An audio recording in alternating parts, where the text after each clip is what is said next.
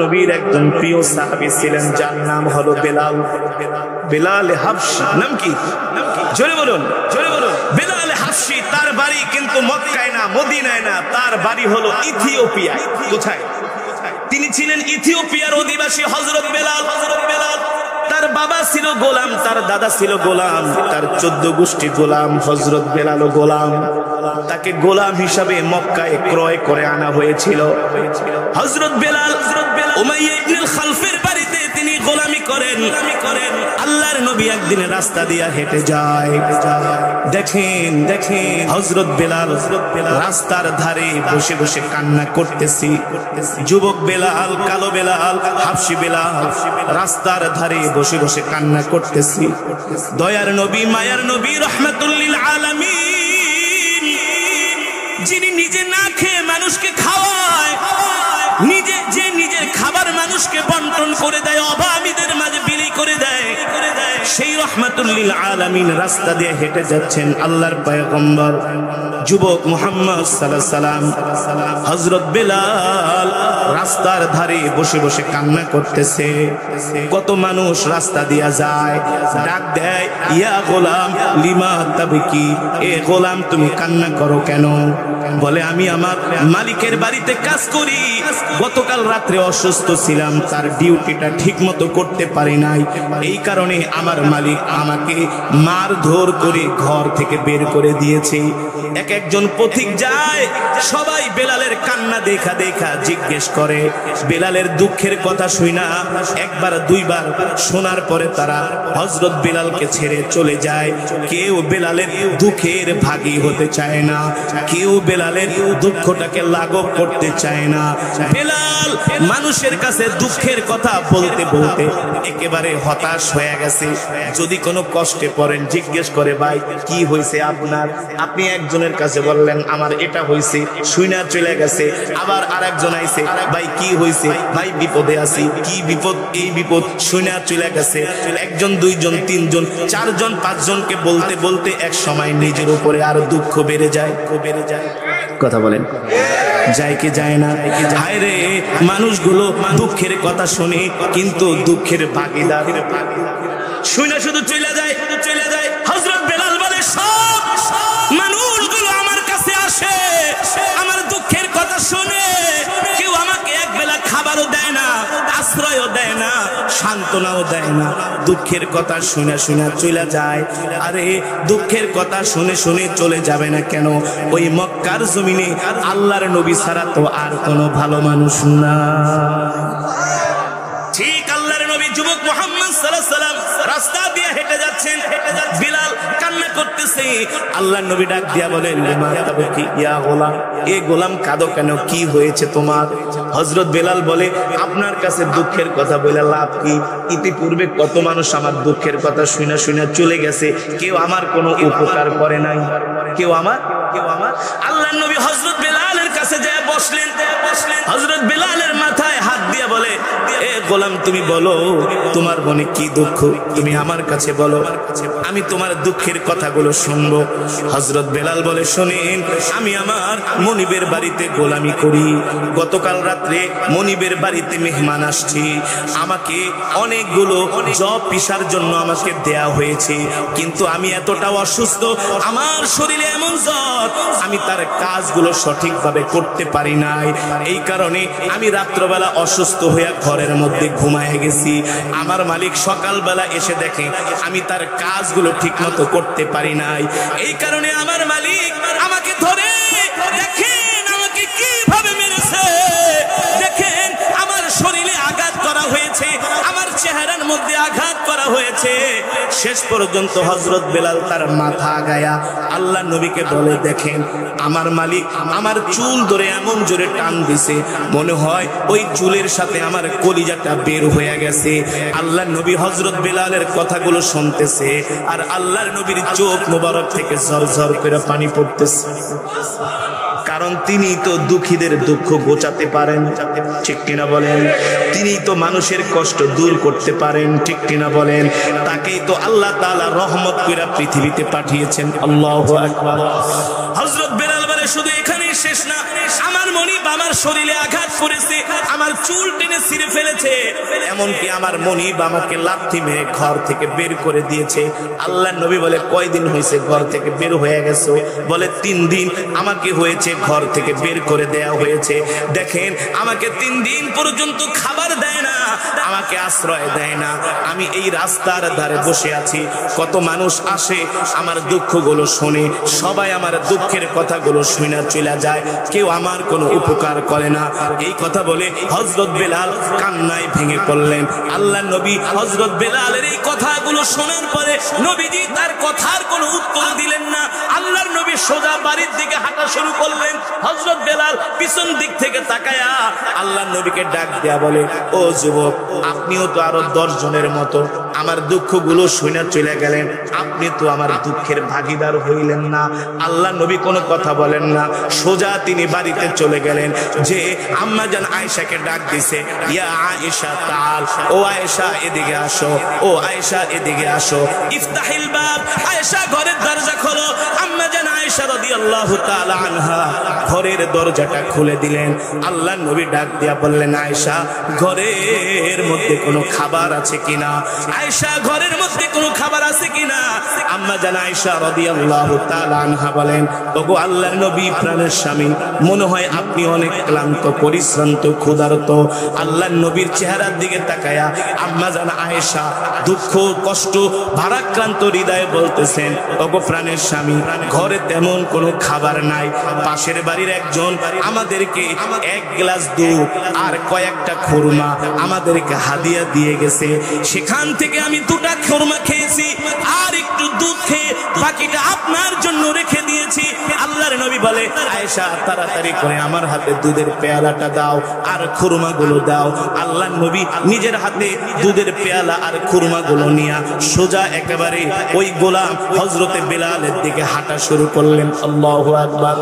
আম্মা জান আয়েশা বলে, গো আল্লাহর নবী, ভেবেছিলাম আপনি খাবেন, আপনিও তো ক্ষুধার্ত, আপনি না খেয়ে কোথায় যাচ্ছেন? আল্লাহর নবী বলে, আয়েশা 3 দিন ধরে একজন গোলাম রাস্তার ধারে পড়ে আছে, তার মনিব তাকে মেরে ঘর থেকে বের করে দিয়েছে, 3 দিন পর্যন্ত কোনো খাবার দেয় না। ও আয়েশা, আমি না খেয়ে আগে ওই গোলামটার মুখে খাবার তুলে দিব। সুবহানাল্লাহ। এই কারণেই তো তিনি রাহমাতুল লিল আলামিন, ঠিক কি না বলেন? এই কারণে আল্লাহ তাআলা কোরআনুল কারীমের মধ্যে বলছেন, লাকাদ জাআকুম রাসূলুম মিন আনফুসিকুম আজিজুন আলাইহি মা আনিতুম হারিসুন আলাইকুম বিল মুমিনিনা রাউফুর রহিম। আল্লাহ রাব্বুল আলামিন কোরআনুল কারীমের মধ্যে বলেন, এ দুনিয়ার মানুষ, আমি আল্লাহ তোমাদের মধ্য থেকে তোমাদের জন্য এমন একজন নবী পাঠিয়েছি, এমন একজন রাসূল পাঠিয়েছি, যেই নবী কিনা তার জীবনের চাইতেও তোমাদেরকে ভালোবাসি, তার সন্তানের চাইতেও তোমাদেরকে ভালোবাসি, তার পরিবারের চাইতেও তোমাদেরকে ভালোবাসি। আল্লাহু আকবার। আল্লাহর নবী আবার দুধের পেয়ালা নিয়ে সোজা হযরত বেলালের দিকে আল্লাহর নবী হাঁটা শুরু করলেন। বেলাল মনে মনে মনে কয়, আহ, কত মানুষ দুঃখের কথা শুনে চলে গেল, কেউ তো আমার মুখে একবেলা খাবার তুলে দিল না। লাস্টে যে যুবকটা আসলো তাকে দেখে আমার খুব ভাল লাগছে, সেও আমার দুঃখ শুনে চলে গেল, আমার কোনো খোঁজ খবর নিল না, আমার কোনো উপকার করলো না। হযরত বেলাল মনে মনে আফসোস করতেছে আর কষ্ট পাইতেছে, মনে মনে ভাবতেছে, ভাবা মাত্রই আল্লাহর নবী তার সামনে যে হাজির হয়ে গেছে। আল্লাহর নবী হাজির হয়ে গেছে, হাজির হয়ে গেছে। এবার বেলালের হাতে দুধের পেয়ালা দিয়ে বলে, এই বেলাল, বেলাল, পান করো, পান করো, দুধ খাও, দুধ খাও। হযরত বেলাল আল্লাহর নবীর চেহারা মোবারকের দিকে তাকায় আছে, তাকায় আছে। কিরে, কিরে, ইনি তো আসলে সত্যিকার অর্থে ভালো মানুষ, ঠিক কিনা বলে? কিন্তু হযরত বেলাল নবীর পরিচয় জানে না, জানে না। হযরত বেলাল নবীর পরিচয় জানে না, জানে না।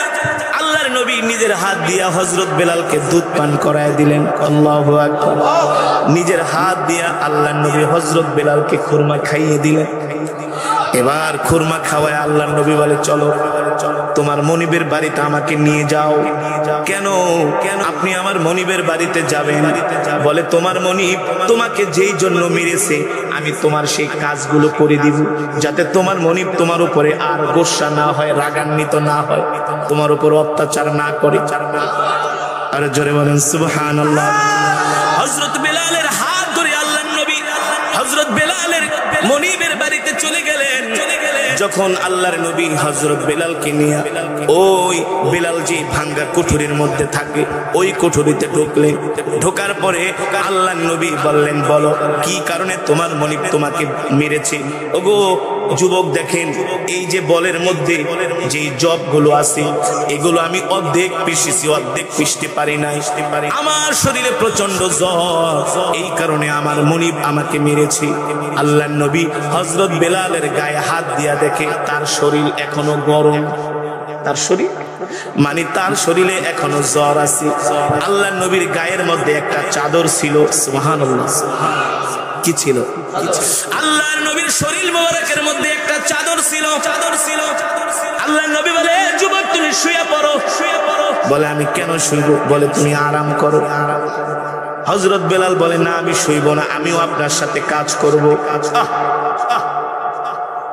আল্লাহর নবী বলে, না তুমি অসুস্থ, তুমি আরাম করো, আমি তোমার কাজগুলো করে দিব। হযরত বেলাল মনে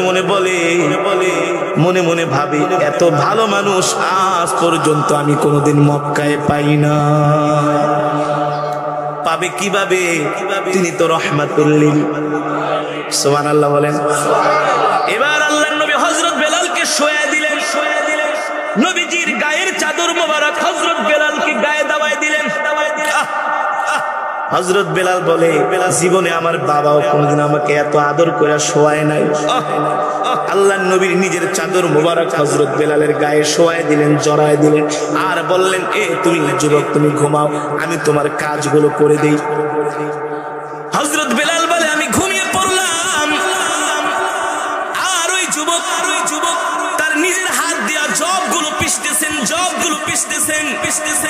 জব পিষতে সুবহে সাদেক হয়ে গেল। হযরত বেলাল বলে, আমার ঘুম ভেঙে গেল। অনেকক্ষণ ঘুমানোর পরে আমার ঘুম ভেঙে গেল। ওই যে যুবকের চাদর আমার শরীরে জড়ায় দিয়েছে, দেখি চাদর এক জায়গা দিয়ে একটু ফুটো, এক জায়গা দিয়ে একটু চাদর ফুটো করা, তাকাইলে বাহিরের সব দেখা যায়। হযরত বেলাল বলে, আমি চাদর আমার চোখের উপরে দেওয়া, মাথার উপরে দেওয়া, এক জায়গা দিয়ে একটু ফাঁকা দিয়ে আমি দেখলাম ওই যুবক এমন ভাবে তিনি জব পিষতেছেন, তার শরীর থেকে টপ টপ করে ঘাম ঝরতেছে। আমার কাছে মনে হলো এক একটা ঘামের ফোঁটা হীরা মণি মুক্তার চাইতেও আরো আমার কাছে দামি মনে হলো। আল্লাহু আকবার। এক একটা ঘামের ফোঁটা আমার কাছে মুক্তার মতো মনে হলো। আল্লাহু আকবার। আর দেখতেছি তার প্রতিটা ঘামের ফোঁটা থেকে মনে হয় জান্নাতের খুশবু ছড়াচ্ছে, জান্নাতের ঘেরান ছড়াইতেছে। আল্লাহু আকবার। হযরত বেলাল বলেন, যুবক যখন পাটা পিষতেছে, জব পিষতেছে, আল্লাহর নবীর ছিলেন বাবরি চুল। কি ছিলেন? হযরত বেলাল বলে, চুল বলে এত সুন্দর করে দুলতেছে। আল্লাহু আকবার। আর যুবকের চেহারার দিকে আমি যতই তাকাই ততই তাকায় থাকতে মন চায়। আমি যুবককে যখন ঘুম ভেঙে তার চেহারার দিকে তাকাইলাম, গভীর রজনীতে আমার কাছে মনে হলো আমার ঘরের মধ্যে আকাশের পূর্ণিমার চাঁদ উদিত হয়েছে। জোরে বলেন আল্লাহু আকবার। আল্লাহর নবী জব পিষতে তার হাত ফোসকা পড়ে গিয়েছে, ঘা হয়ে গেছে, এমন ভাবে পিষতেছে। হযরত বেলাল বলে, আমি দেখতেছি তার হাত লাল হয়ে গেছে, তার শরীর থেকে ঘাম ঝরতেছে। একবারও তিনি আমাকে ডাক দেয় না, আর বলে না, এ বেটা তোর কাজ আমি করতেছি, তুই আমাকে একটু হেল্প কর। এখন তো 3 ঘন্টা ঘুমাইছিস, এবার একটু ওঠ, ওইটা আমাকে হেল্প কর, আমি তো তোর কাজ করতেছি। হযরত বেলাল বলে আমি দেখতেছি যুবক মুহাম্মদ এমন করে পাটা পিষতেছে, তার মনে কোনো দুঃখ নাই, কষ্ট নাই, তার চেহারার দিকে তাকাইলে মনে হয় তিনি আনন্দের সাথে আমার কাজগুলো করে দিচ্ছেন। আল্লাহু আকবার। হযরত বেলাল বলে আমি তার চেহারার দিকে তাকাই আর সইতে পারলাম না, আমি শোয়া ছিলাম, শোয়া থেকে আমি একেবারে বসে গেলাম। বসে যাওয়ার পরে আমি আল্লাহর নবীর হাত মোবারক দুইটা জড়ায় ধরলাম আর বললাম সত্যি করে বলেন কি আপনার পরিচয়, কোথায় আপনার বাড়ি, কোথায় আপনার ঘর? আপনার মতো এত ভালো মানুষ আমি আজ পর্যন্ত কোনোদিন মক্কায় দেখি নাই, আপনার পরিচয়টা আমাকে দেন। কত মানুষ আমার দুঃখ শুনে শুনে চলে গেছে, আপনার মতো কেউ আমাকে আদর করে বুকে টেনে নেয় নাই। আল্লাহু আকবার। জোরে বলেন আল্লাহু আকবার। আল্লাহর নবী বলে তুমি কি আমার পরিচয় জানতে চাও? হযরত বেলাল বলে অবশ্যই আমি আপনার পরিচয় জানতে চাই, কারণ আপনার চেহারার দিকে তাকাইলে আপনাকে আমার এত আপন মনে হয়, আমার বাবার চাইতো আপনাকে আপন মনে হয়, আমার মায়ের চাইতো আপনাকে আপন মনে হয়। আল্লাহু আকবার। আপনার দিকে তাকাইলে শুধু তাকাই থাকতে মন চায়। আল্লাহর নবী বলে যুবক তুমি যদি আমার পরিচয় জানতে চাও তাহলে আমি তোমাকে আমার পরিচয় বলতেছি, শোনো আমার নাম হলো মুহাম্মদ ইবনে আব্দুল্লাহ। আল্লাহু আকবার। হযরত বেলাল বলে আনতা মুহাম্মদ ইবনে আব্দুল্লাহ, আপনি কি মুহাম্মদ ইবনে আব্দুল্লাহ? বলে নাম, আনা মুহাম্মদ ইবনে আব্দুল্লাহ। হযরত বেলাল বলে এই কথা শোনার পরে আমার শরীরের মধ্যে কম্পন শুরু হয়ে গেছে। আমি আল্লাহর নবীর হাত মোবারক ধইরা বলি ও গো পয়গম্বর আপনি আমার জন্য কেন এত কষ্ট করেন? আমি তো একটা সাধারণ গোলাম, শুধু সাধারণ গোলাম না, আমার বাবাও গোলাম, আমার দাদাও গোলাম, গোলামের ঘরে গোলাম। একটা গোলামের জন্য আপনি এত কষ্ট করতেছেন, কারণটা কি? আপনি কেন এত কষ্ট করেন? আমার জন্য কোনো মানুষ তো আমার দুঃখের ভাগিদার হয় নাই। আল্লাহর নবী ডাক দিয়া বলে যুবক আমি তোমার জন্য কষ্ট করি না, আমি তোমাকে উপকার করতেছি। আল্লাহু আকবার। জোরে বলুন আল্লাহু আকবার। আমি হলাম নবী, আর নবীদের কাজই হলো মানুষের উপকার করা। হযরত বেলাল বলে আমি আল্লাহর নবীর হাত ধরে কান্না করে দিলাম। হযরত বেলাল বলে গো আল্লাহর নবী আমি আপনার কথা অনেক শুনেছি, কিন্তু আমার মনিব আমাকে আপনার কাছে যেতে দেয় নাই। আপনার নামে অনেক মিথ্যা কথা বলেছে, আপনার নামে মিথ্যা তথ্য ছড়িয়েছে, প্রোপাগান্ডা ছড়িয়েছে, বলেছে আপনি নাকি মিথ্যাবাদী, আপনি নাকি মিথ্যা নবী। বলেন নাউজুবিল্লাহ। আপনি নাকি নিজে বানায়া কবিতা বলে কোরআন বলে চালায় দেন। আল্লাহর পয়গম্বর হযরতে বেলালকে বলে আমাকে দেখে তোমার কি মনে হয়? হযরত বেলাল বলে ওগো আল্লাহর নবী আপনি হলেন রাহমাতুল লিল আলামিন, আপনি আল্লাহর নবী, এর মধ্যে কোনো সন্দেহ না। হযরত বেলাল বলে গো আল্লাহর নবী আর দেরি করবেন না, আপনি এখনই আমাকে কালেমা পড়ায় মুসলমান বানায় দেন। হযরত বেলাল আল্লাহর নবীর এই আদর্শ চরিত্র আখলাক দেখে, মানুষের প্রতি নবীজির ভালোবাসা দেখে হযরত বেলাল বলে আমার গা শিউরে গেছে, আমার শরীরে কম্পন শুরু হয়ে গেছে। এই পয়গম্বরের দিকে যতই তাকাই ততই তাকায় থাকতে মন চায়। নবী আপনি সত্য নবী, কোনো সন্দেহ নাই, আপনি এখনই আমাকে কালেমা পড়ে মুসলমান বানায় দেন। হযরত বেলাল বলে আমি কালেমা পড়ে মুসলমান হয়ে গেলাম। মুসলমান হওয়ার পরে আমি আমার মনিবের কাছে যেয়ে বলছি এই শোনেন আপনি আমার মনিব হতে পারেন, আমি আপনার গোলাম হতে পারি। আপনার কাছে দায়িত্বহীন কণ্ঠে আমি ঘোষণা দিচ্ছি আপনি আমার দুনিয়ার একটা সাধারণ মনিব হতে পারেন, কিন্তু আজকে কিন্তু আমি আমার আসল মনিবের সন্ধান পেয়ে গিয়েছি। হযরত বেলালের মনিব বলে কার সন্ধান পেয়েছো? বলে আমি আল্লাহর পয়গম্বর মুহাম্মদ সাল্লাল্লাহু আলাইহি ওয়াসাল্লামের হাতে হাত রেখে কালেমা পড়ে মুসলমান হয়েছি। সুবহানাল্লাহ বলেন। আমি এমন একজন মনিবের গোলাম, যার কোনো শরীক নাই, লা শারীকা লাহ, ঠিক কিনা বলেন? আল্লাহ তাআলার কোনো শরীক আছে? আমার আল্লাহ তাআলার কোনো শরীক নাই। কুল হুয়াল্লাহু আহাদ, আমার আল্লাহ এক, আল্লাহুস সামাদ, আমার আল্লাহ কারো মুখাপেক্ষী নন, ঠিক কিনা বলেন? লাম ইয়ালিদ ওয়া লাম ইউলাদ ওয়া লাম ইয়াকুল লাহু কুফুয়ান আহাদ। আমার রবকে কেউ জন্ম দেয় নাই, আমার রব থেকেও কেউ জন্ম নেয় নাই, আমার রবের কেউ সমকক্ষ হতে পারে? হযরত বেলাল বলে, শোনেন, আমি কিন্তু আল্লাহর নবীর হাতে হাত রেখে কালেমা পড়ে মুসলমান হয়ে গিয়েছি। বেলালের মনিব কয়, যেই ভয় এতদিন পর্যন্ত ছিলাম সেটাই জীবনে ঘটলো আমার। তুই কি মুহাম্মদের দেখা পেয়ে গেছিস?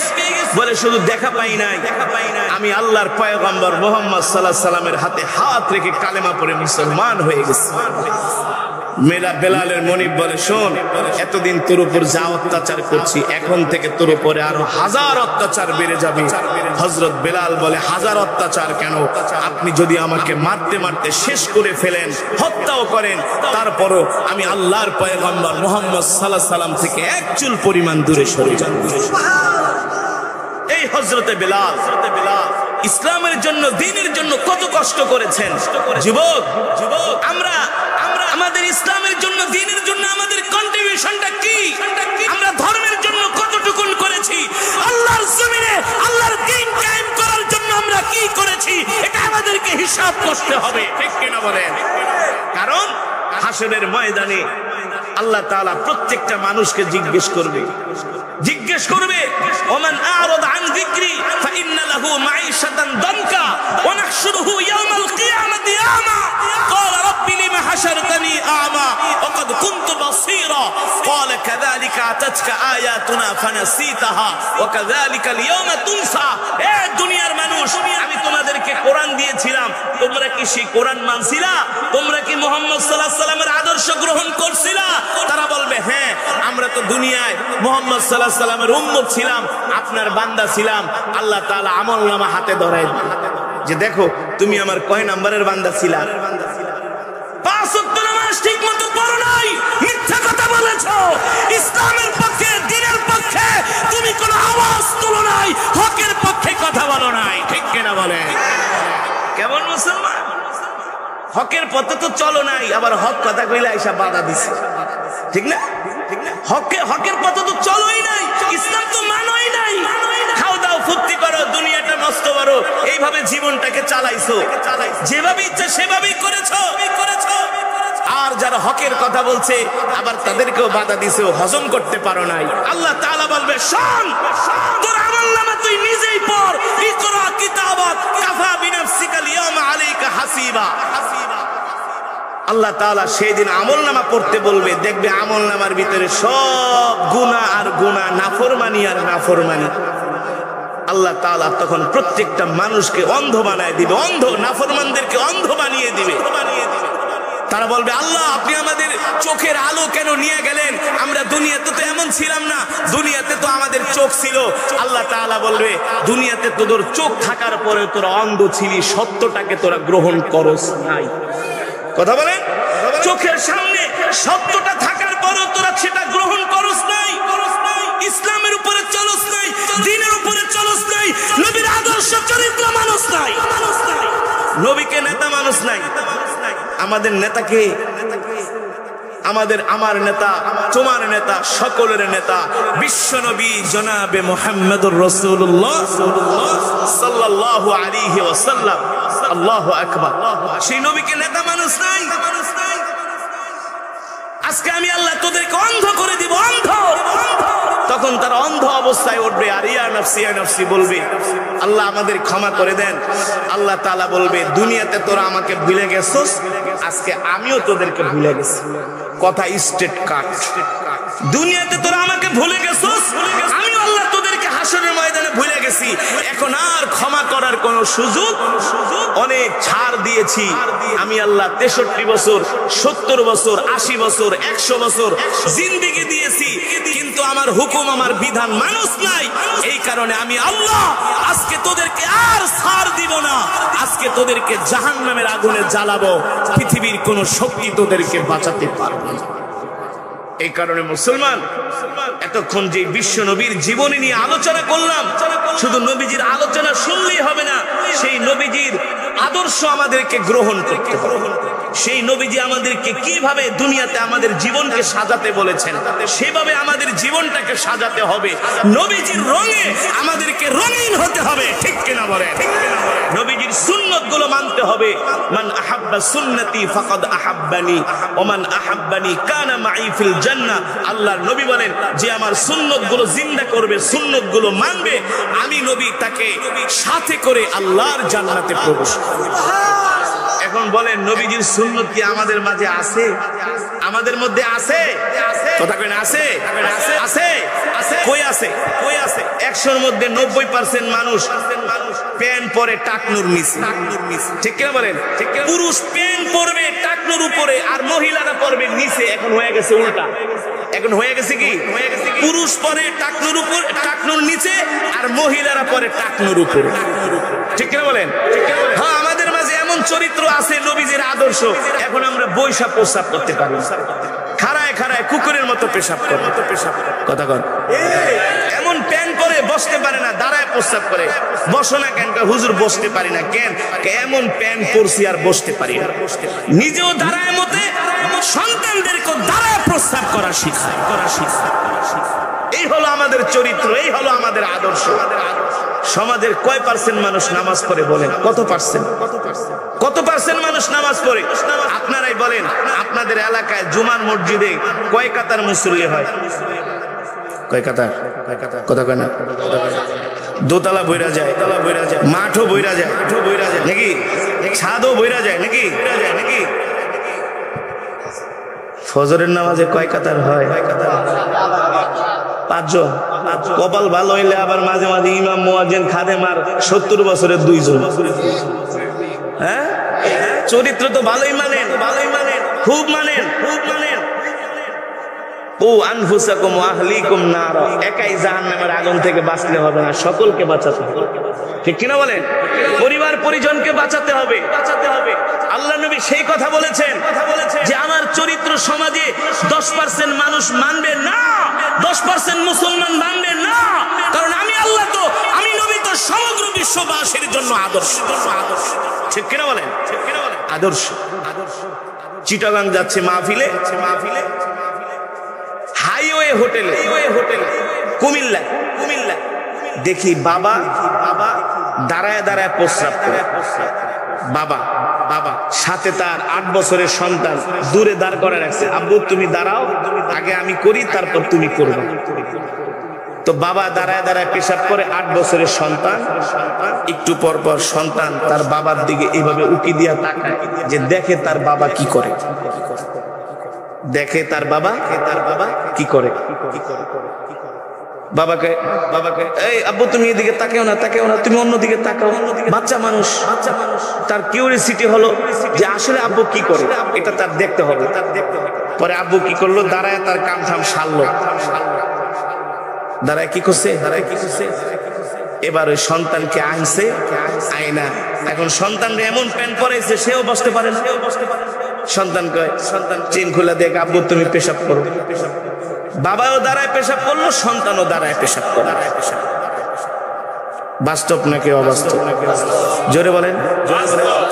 আমরা এমন মুসলমান হয়েছি বাংলাদেশে এখন ম্যাক্সিমাম হাইওয়ে হোটেলে, বড় বড় হোটেলে দাঁড়ায় প্রস্রাব করার জায়গা বেশি, বৈশা প্রস্রাব করার জায়গা নাই বর্তমানে। হাইকমোড তাও তো হয়, প্রস্রাব করার জন্য বসার কোনো প্লেস নাই। হাইকমোড তো আছে, সব দাঁড়ায়। আমরা কোথায় যাচ্ছি? কোথায় আমাদের গন্তব্য? আমরা তো মুসলমান, আমাদের ধর্ম ইসলাম। ইহুদি খ্রিস্টানদেরকে তো আমরা আদর্শ মনে করতে পারি, তাদের চরিত্র তো আমরা গ্রহণ করতে পারি না। আমরা তো চরিত্র গ্রহণ করবো আমাদের নবীজির চরিত্র, ঠিক কিনা বলে? নবীজির চরিত্র কি? টাকনোর নিচে, টাকনোর উপরে কাপড় পরতে হবে, প্রস্রাব করে ঢিলা কুলুপ ব্যবহার করতে হবে, দস্তরখানা বিছিয়ে ভাত খেতে হবে, ঠিক কিনা বলেন? এক মুসলমান আর এক মুসলমানকে সালাম দিতে হবে। আফসুস সালাম ওয়া আতঈমুত তুআম লিনুল কালাম। এক মুসলমান আর এক মুসলমানের সাথে নরম ভাষায় কথা বলতে হয়। কোন মানুষের মনে কষ্ট দেওয়া, এতিম গরিব অভাবীদেরকে খাবার দিতে হবে, গরিব মানুষকে সাহায্য করতে হবে, এতিমের মাল ভক্ষণ করা যাবে না।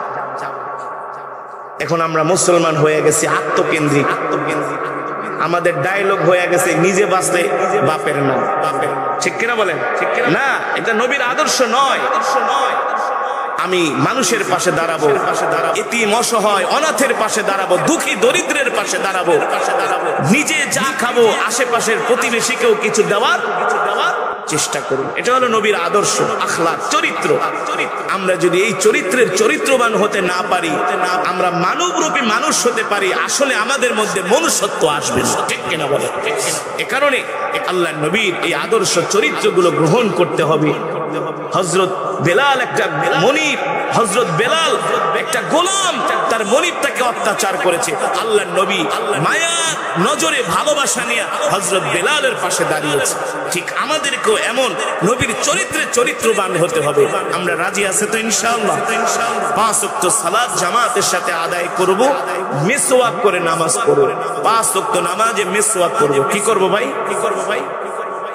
চলার পথে ডান দিক দিয়ে চলবে, হাঁটার পথে ডান দিক দিয়ে হাঁটবে। এক মুসলমান অপর মুসলমানকে আগে আগে সালাম দেওয়ার অভ্যাস করব ইনশাআল্লাহ। এই আদর্শগুলো মানলে কোন মানুষ কষ্ট দিলে আমরা তাকে আল্লাহর জন্য ক্ষমা করে দিব। মান আহাব্বা লিল্লাহ ওয়া আবগাদা লিল্লাহ ওয়া আতা লিল্লাহ ওয়া মানাআ লিল্লাহ ফাকাদ ইস্তিকমালাল ঈমান। কারোর উপরে আমার রাগ হবে তো আল্লাহর জন্য, কাউকে আমি ভালোবাসবো আল্লাহর জন্য। ঠিক কিনা বলেন? ঠিক কিনা? আল্লাহ তাআলা আমাদেরকে এমন চরিত্রবান, রাসূলের আদর্শে আদর্শবান, রাসূলের চরিত্রে চরিত্রবান, হযরত সাহাবায়ে কেরামের মতো আদর্শবান আখলাকওয়ালা মুসলমান হওয়ার আল্লাহ আমাদের তৌফিক দান করুন, বলি আমিন। যাতে আমাদের দ্বারা কোনো মানুষ কষ্ট না পায়, যাতে আমরা সকলকে ভালোবাসতে পারি। কেউ আমাদেরকে আঘাত দিলে আমরা তাকে আল্লাহর জন্য ক্ষমা করে দিতে পারি, এমন মাটির মানুষ হতে হবে। ঠিক কিনা বলেন? ওই মাটির কবরে যাওয়ার আগে আমাদেরকে মাটির মানুষ হতে হবে। আর জোরে বলি মুসলমান কার জন্য? একমাত্র মহান রব্বুল আলামিনের জন্য, যিনি আমাদেরকে সৃষ্টি করেছেন। ঠিক কিনা? ঠিক। মুসলমান, আমাদের হায়াতের মালিক কে? আমাদের রিজিকের মালিক কে? আমরা কার গোলাম? আরো জোরে বলতে হবে, আমরা কার গোলাম? আমরা এক আল্লাহর গোলাম। ঠিক কিনা বলেন? মুসলমান, আসমান কার? জমিন কার? নাকি জো বাইডেনের? এই জমিন সৃষ্টি করেছে কি আমেরিকার প্রেসিডেন্ট, ইসরায়েলের, ভারতের, ফ্রান্সের, জার্মানির? পৃথিবীর কোন রাষ্ট্রপ্রধানের ক্ষমতা নাই এক ফোঁটা মাটি সৃষ্টি করা। আছে? সারা পৃথিবীর সবগুলো স্বৈরতান্ত্রিক পদ্ধতিতে যারা পৃথিবীতে রাষ্ট্র পরিচালনা করে, সারা পৃথিবীর রাষ্ট্রপ্রধানরা মিলেও এক ফোঁটা বৃষ্টি আসমান থেকে তারা বের করতে পারবে না। পারবে? পারেন কি? জোরে বলুন, পারেন কি? ক্ষমতা কার? বিশ্বাস করেন কি করেন না? হ্যাঁ, এই যে ঠান্ডা কে দিয়েছেন? পুরা বাংলাদেশটা এয়ার কন্ডিশন হয়ে গেছে। কথা কোন? এখন যে ঠান্ডা আবহাওয়াটা পাচ্ছেন আপনারা, কিন্তু এখন শীতাতপ নিয়ন্ত্রিত প্যান্ডেলে বসে আছেন। হ্যাঁ, যদি মনে করেন মাহফিল কমিটি ফর এক্সাম্পল গরমের দিন আপনাদের কষ্ট হবে, যদি আপনাদের জন্য এখানে এসি এয়ার কুলারের ব্যবস্থা করতো, কত টাকা লাগতো? কত? মিনিমাম হলো 50 থেকে 1 লক্ষ টাকা লাগতো এয়ার কুলার দেয়া। ঠিক না? এ হইতো না, এই মাঠ কাভার করা সম্ভব হতো না। সেটাও হতো না, মাঠ কাভার একটা গো হুজুর পানি শেষ, আর একটা গো লাইন ছুটে গেছে, আর একটা গো হুজুর হ্যাং হয়ে গেছে। ঠিক কিনা বলেন? ঠিক না? কিন্তু আমার রব পুরো বাংলাদেশটাকে এয়ার কন্ডিশন বানাই দিছে। কে? আবার কিছুদিন পরে শীত চলে যাবে, গরম আসবে। সুবহানাল্লাহ। কার ক্ষমতা? আল্লাহু আকবার। এই পৃথিবী সৃষ্টি করেছেন কোরআনে আছে কি আছে না? নাই নাই। তাবারাকাল্লাযী বিয়াদিহিল মুলক। বক্সটা ঘুরাই দেন, সাউন্ড তো মজা পাইতাছে না। তাবারাকাল্লাযী বিয়াদিহিল মুলক ওয়া হুয়া আলা কুল্লি শাইইন কাদির। আল্লাহ তাআলা কোরআনুল কারীমের মধ্যে বলছেন, নবী দুনিয়ার মানুষদেরকে বলে দেন এই মুলকের মালিক আমি আল্লাহ, রাজত্বের মালিক আমি আল্লাহ, একচ্ছত্র ক্ষমতার মালিক আমি আল্লাহ। পৃথিবীর সব রাষ্ট্রপ্রধানদের ক্ষমতা শেষ হয়ে যাবে, আমার রবের ক্ষমতা কোনোদিন শেষ হবে না। আমরা সেই রবের গোলাম, সুবহানাল্লাহ। আমরা সেই রবকে এই কপাল দিয়ে সিজদা দেই, যেই রবের কদমে আমরা প্রতিদিন 5 বার মসজিদে যে তার কদমে লুটি, ঠিক না মুসলমান? সেই রবের কালাম থেকে আমি তেলাওয়াত করেছি, সেই রবের কোরআন থেকে আমি তেলাওয়াত করেছি। আপনারা শুনছেন তো মন দিয়ে। অনেকে কোরআন পড়তে পারে না, আছে না? নাই নাই নাই নাই। অনেকে কোরআন পড়তে পারে না, কিন্তু কোরআন শুনতে তো পারে, শুনতে তো সমস্যা নাই। এই বাংলাদেশে এখনো এমন আবু জেহেল মার্কা, মানে আবু জেহেলের চেয়ে আরো খারাপ। আবু জেহেলের তো ঈমান ছিল না, হেদায়েত ছিল না, তারপরও সে কোরআনকে ভালোবাসত। কিন্তু এখন এমন মুসলমান আছে এই জমিনে, গরু খাওয়া মুসলমান, নামে মুসলমান, কোরআন পড়তেও পারে না, কোরআন শুনতেও আসে না। নাই আপনাকে এলাকায় ওয়াজের মাহফিলে আসবো না, ঘরে বসে বিড়ি টানবো আর খালি সমালোচনা করবো, হুজুরগো সমালোচনা করে। আরে হুজুররা তো বলবো, মোল্লা গো তো খায়া দেয়, কোনো কাম নাই। আবার কব ওয়াজ কমিটি কি লেগে আমার এদিকে মাইক ফিরাই দিচ্ছে। আমার তো ওয়াজের মাইকের আওয়াজে আমার ডিস্টার্ব হয়, আমার হার্টে লাগে, আছে না? ওয়াজ মাহফিলের আওয়াজে হার্টে লাগে। আর গায়ে হলুদের অনুষ্ঠানে আমার দিকে একটু বক্সটা ঘুরায় দেয়, অনেকদিন ধরে নাচ গান দেই না। এমন মুসলমান আছে কি আছে না? মুসলমান সাবধান, এই পৃথিবী থাকার জায়গা নয়। আসছি খালি হাতে, যাব খালি হাতে, 1 সেকেন্ডের কোনো ভরসা নেই। এই প্যান্ডেল থেকে উঠে বাড়িতে যেতে পারবো কিনা তারও কোনো সিকিউরিটি নাই। আছে কোনো গ্যারান্টি? আমি চিন্তা করে দেখলাম পৃথিবীর সব মালের গ্যারান্টি আছে, শুধু একটা মালের গ্যারান্টি কি ভাই? মানুষ। পৃথিবীর সব কিছুর গ্যারান্টি আছে, মানুষের কোনো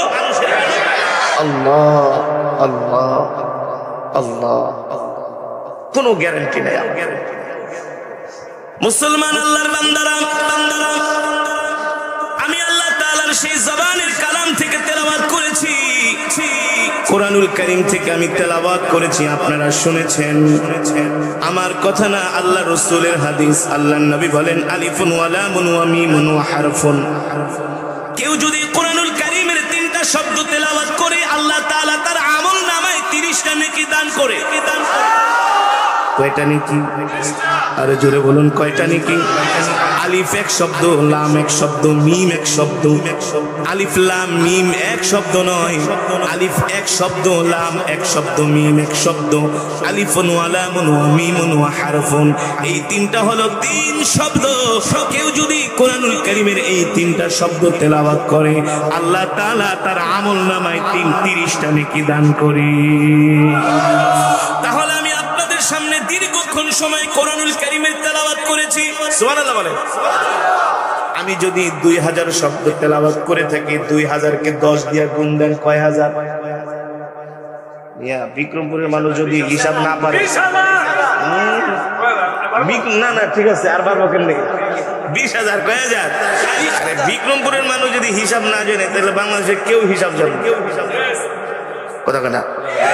কারণ আলুর হিসাব, পেঁয়াজের হিসাব, কাপড়ের হিসাব, ভাঙ্গারির হিসাব, সব হিসাব বিক্রমপুরে, ঠিক কিনা বলেন? আলহামদুলিল্লাহ বলেন, আলহামদুলিল্লাহ বলেন। আমি যদি 2000 শব্দ তেলাওয়াত করে থাকি, 2000 কে 10 দিয়ে গুণ দেন 20,000, ঠিক কিনা বলেন? যদি 3000 শব্দ তেলাওয়াত করে থাকি 3000কে 10 দিয়ে গুণ দেন 30,000 সুবহানাল্লাহ। এভাবে যত হাজার হরফ তেলাওয়াত করেছি আল্লাহ তাআলা তত হরফের বিনিময়ে আমাদের 10টি করে নেকি দান করেছেন। খুশি নাকি বেজার? জোরে বলেন। ঘরে বসে থাকলে কি এই সওয়াব পাইতেন? শুধু কি এখানেই শেষ? সওয়াব কি এখানেই শেষ? সওয়াব এখানেই শেষ নয়, সওয়াব এখানেই শেষ নয়। এই কোরআনের মজমায় যতক্ষণ বসে থাকবেন আল্লাহ তাআলার অগণিত রহমতের ফেরেশতারা আমাদের জন্য মাগফিরাতের দোয়া করতে থাকবে। আর জোরে বলেন সুবহানাল্লাহ। চতুর্দিকে ফেরেশতারা বেষ্টন দিয়া দাঁড়ায় আছে। আল্লাহ, চতুর্দিকে ফেরেশতারা বেষ্টন দিয়া দাঁড়ায় আছে আর বলতেছে আল্লাহুম্মা গফির ওয়ারহাম। আল্লাহ গো, আপনার এই বান্দারা দুনিয়ার কোনো কিছু আশায় আসে নাই, কোনো কিছুর লোভে আসে নাই, দুনিয়ার কাউকে মানুষকে দেখানোর জন্য আসে নাই, ক্ষমতার লোভে আসে নাই, অর্থের লোভে আসে নাই, কাউকে দেখানোর জন্য আসে নাই। আল্লাহ আপনার কোরআনের মহব্বতে আসে। কিসের মহব্বতে? আরো জোরে বলেন। এই যে আমি কোরআন পড়েছি, অনেক আল্লাহর বান্দারা দৌড়ায় দৌড়ায় আসছে না? অনেক যুবকেরা দৌড়ায় আসছে, অনেক বৃদ্ধরা দৌড়ায় আসছে। আমি বলি যুবক, আল্লাহ রসুলের হাদিস, শুধু কোরআনের মজমায় কোরআন শুনে দৌড়ায় আসেন নাই, জান্নাতের টিকিট নেওয়ার জন্য আসছেন। কারণ যে দুনিয়ার জমিনে আল্লাহর কোরআনকে মহব্বত করবে আল্লাহ তাআলা তাকে জান্নাত দিয়ে দিবে। ঠিক কি না বলেন? যে কোরআনকে ভালোবাসবে, কোরআনের তেলাওয়াত শুনে পাথরের মতো হৃদয়টা মোমের মতো গলে যাবে, চোখ দিয়া পানি চলে আসবে। আল্লাহ তাআলা বলে ওই চোখ ওই কানকে আমি কখনো জাহান্নামের আগুনে দিব না। এই কোরআন আল্লাহ তাআলা নাজিল করেছেন কার উপরে? জোরে বলে নিয়া এত ওয়াজ শুনেন, ওহনো কইতে পারেন না কোরআন কার উপর নাজিল হইছে। আমি রংপুর যেয়ে জিজ্ঞেস করছি, এই আল্লাহ কোরআন নাজিল করছে কার উপরে? কয় আল্লাহর উপরে। আল্লাহ তাআলা কোরআন নাজিল করেছেন আপনার আমার প্রিয় নবী, প্যারা নবী, ইমামুল আম্বিয়া, সাইয়্যিদুল মুরসালিন, খাতামুন নবিয়্যিন, যার পরে আর কোন নবীর আগমন এই পৃথিবীতে হবে না। আমরা সেই শেষ নবীর উম্মত। আল্লাহু আকবার। যে নবীর হাতে থাকবে জান্নাতের চাবি। সুবহানাল্লাহ বলবেন না? আমাদের নবীজির হাতে থাকবে জান্নাতের চাবি, যিনি হবেন হাউজের কাউসারের মালিক। যেই দিন হাসরের মাঠে সমস্ত পয়গম্বররা পর্যন্ত ইয়া নাফসি ইয়া নাফসি বলবে, আপনার আমার কলিজার টুকরা নবী হাসরের ময়দানে সিজদায় পড়ে থাকবে। বুখারীর বর্ণনায় আসছে, সেই দিন সমস্ত পয়গম্বররা ইয়া নাফসি বলবে। কেউ যাবে পয়গম্বর আদম আলাইহিস সালামের কাছে, কেউ যাবে পয়গম্বর মুসা আলাইহিস সালামের কাছে, কেউ যাবে পয়গম্বর ইব্রাহিম আলাইহিস সালামের কাছে। পয়গম্বর মুসা বলবে, বাইরে আমার কাছে আইসা লাভ নাই, আমারও একটু ঝামেলা আছে। কি আছে? একটা থাপ্পড় মারছিলাম, মরে গেছে, বুঝি নাই, আমি পারুম না। যাবে তারা ইব্রাহিম আলাইহিস সালামের কাছে, বলে আমিও পারবো না, তোমরা চলে যাও। দো জাহানের বাদশা, ইমামুল আম্বিয়া, সাইয়্যিদুল মুরসালিন, খাতামুন নবিয়্যিন, তার কাছে চলে যাও। একমাত্র তাকেই হাসরের ময়দানে আজকে সুপ্রিম পাওয়ার দেওয়া হয়েছে। সুপ্রিম, একেবারে বিশাল পাওয়ার দেওয়া হয়েছে আমার নবীকে। আল্লাহর নবী হাসরের ময়দানে সিজদায় পড়ে ইয়া উম্মতি বলে কাঁদতে থাকবে। আল্লাহ তাআলা জিবরাইলকে বলবে, জিবরাইল যাও, আমার হাবিবকে যেয়ে বলো আমার হাবিব যাতে তার সিজদা উঠায়। আমি আমার হাবিবের কান্না সহ্য করতে পারি না। কারণ তিনি আমার হাবিব, তিনি আমার বন্ধু। এই হাবিব আবার ওই হাবিব না যে গাজার ব্যবসা করে। এই হাবিব ওই হাবিব না যে ফেন্সিডিলের ব্যবসা করে। ঠিক কিনা বলেন? এই হাবিব হলেন আল্লাহর বন্ধু। ঠিক কিনা বলেন? আল্লাহ তাআলা বলেন, নবী সমস্ত পয়গম্বররা আমার সাথে দোস্তি করেছে আগ বাড়ায়া। ইব্রাহিম আমার সাথে দোস্তি করেছে আগ বাড়ায়া, আমি তার উপাধি দিয়েছি খলিলুল্লাহ। আমার সাথে আদম আগ বাড়ায় বুঝেন ভাই, আমি আপনার সাথে বন্ধুত্ব করতে চাই। ঠিক আছে, তোমার বন্ধু মাইনা নিলাম, যাও আমি তোমার উপাধি দিলাম এটা। আল্লাহ তাআলা বলে আমি আদমের উপাধি দিছি আদম সফিউল্লাহ। আল্লাহু আকবার। আমি মুসা আমার সাথে আগ বাড়ায় বন্ধুত্ব করতে চেয়েছে, আমি মুসার উপাধি দিয়েছি কালিমুল্লাহ। আমি পয়গম্বর ঈসার উপাধি দিয়েছি ঈসা রূহুল্লাহ। হাবিব, আপনি আমার কেমন হাবিব জানেন? আপনি আমার সাথে আগ বাড়ায়া বন্ধুত্ব করতে আসেন নাই, আমি আল্লাহ আপনার সাথে আগ বাড়িয়ে বন্ধুত্ব করতে গিয়েছি। হাবিব, আমি আপনার সাথে বন্ধুত্ব করতে চাই। আল্লাহু আকবার। হাবিব, আপনি কি আমাকে বন্ধু হিসেবে গ্রহণ করবেন? আমি আপনার বন্ধু হতে চাই। আপনি হলেন হাবিবুল্লাহ। আল্লাহু আকবার। এই যে আমি একটু আগে যে তেলাওয়াত করেছি, খেয়াল করছেন? ইন্নাল্লাহা ওয়া মালাইকাতাহু ইউসাল্লুনা, এই যে একটু আগে আমি তেলাওয়াত করেছি যে সূরা, এই সূরার মধ্যে আল্লাহ তাআলা বলছেন, নবী আপনি আমার এমন হাবিব, এমন দোস্ত, এমন বন্ধু। কেমন বন্ধু? সারা পৃথিবীর মাখলুক গুলো আমার ইবাদত করে, আমার তাসবিহ পাঠ করে। ঠিক কিনা বলেন? ঠিক কিনা? আমরা ইবাদত করি কার? আরো জোরে বলুন কার? শুধু আমরাই আল্লাহর ইবাদত করি না, এই যে আশেপাশে যত গাছ আছে এই গাছগুলো আল্লাহ তাআলার জিকির করে। এই গাছের মধ্যে যত কীট পতঙ্গ আছে তারাও আল্লাহ তাআলার জিকির করে। ঠিক কিনা বলেন? যখন সকালবেলা ফজরের আজান দেয়, সুবহে সাদিকের সময় দেখবেন অনেক মুরগি উঠে ডাকতে থাকে। ডাকে না? মুরগি আসলে তারা ডাকে না, তারা আল্লাহর জিকির করে, আমরা তাদের ভাষা বুঝতে পারি না। ঠিক কিনা বলেন? ঠিক কিনা বলেন? আল্লাহ তাআলা বলে, হাবিব পৃথিবীর সবাই আমার তাসবিহ পাঠ করে, সবাই আমার গুণকীর্তন করে, ইবাদত করে, কিন্তু আমি আল্লাহ আপনার নামে দুরূদ পড়ি। আমি আপনার নামে দুরূদ পড়ি। সুবহানাল্লাহ বলেন। শুধু আমি না, আমার ফেরেশতারাও আপনার নামে দুরূদ পড়ে। আল্লাহু আকবার। সেই নবীর উম্মত আমরা। সেই নবীর উম্মত খুশি নাকি বেজার?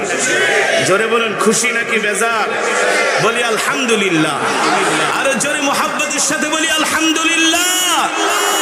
সেই পেয়ারা হাবিব হাসরের ময়দানে সেজদায় পড়ে উম্মতি উম্মতি বলে কান্না করুন।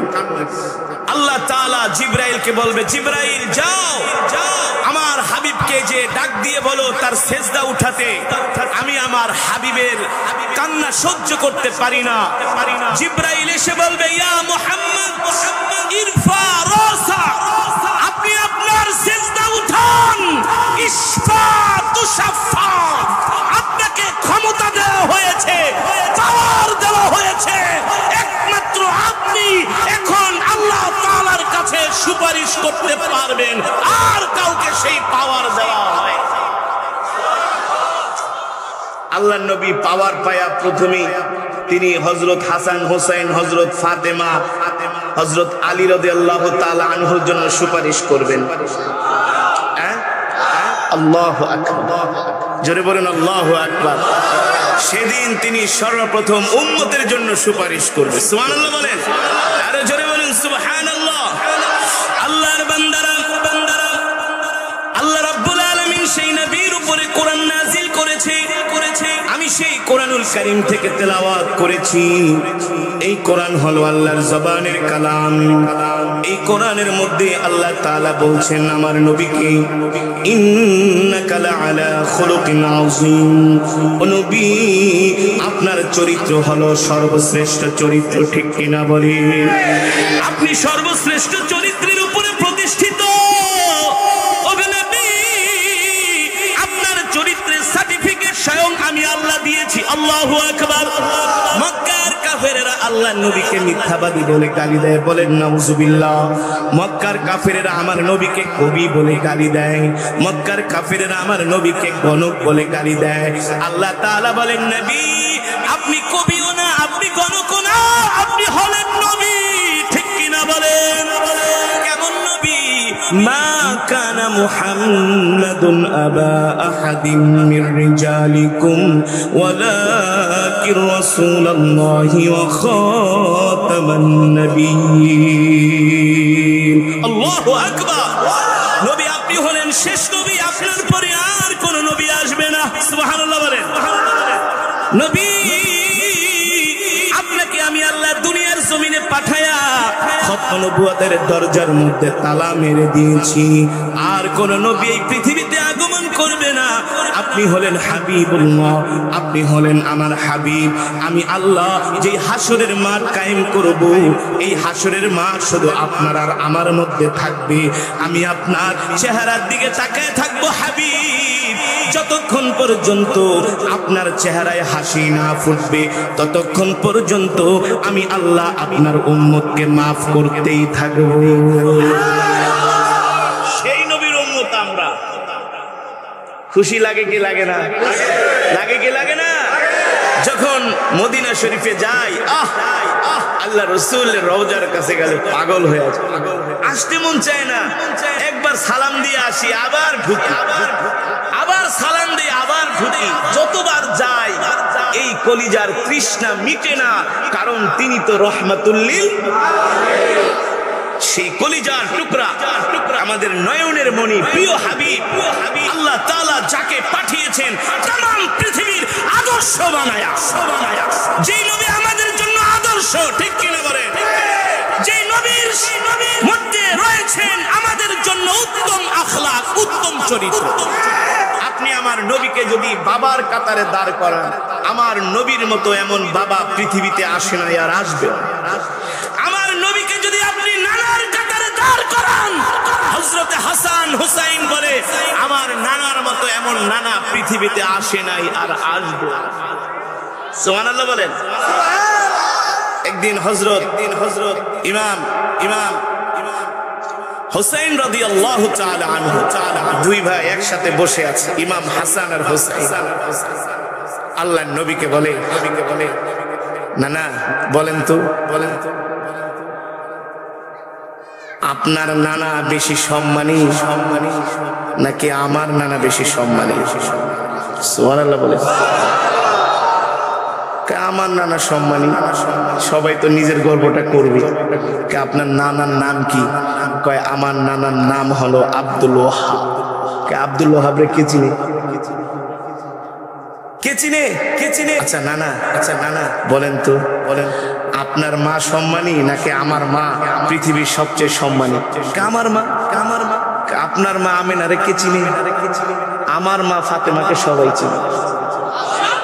সুবহানাল্লাহ বলেন। আরে জোরে বলেন সুবহানাল্লাহ।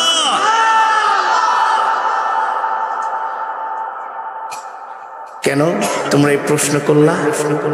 বলে আপনি আমাদের নানা, আপনি আমাদের নানা, আপনি হলেন সমস্ত নবীদের সরদার।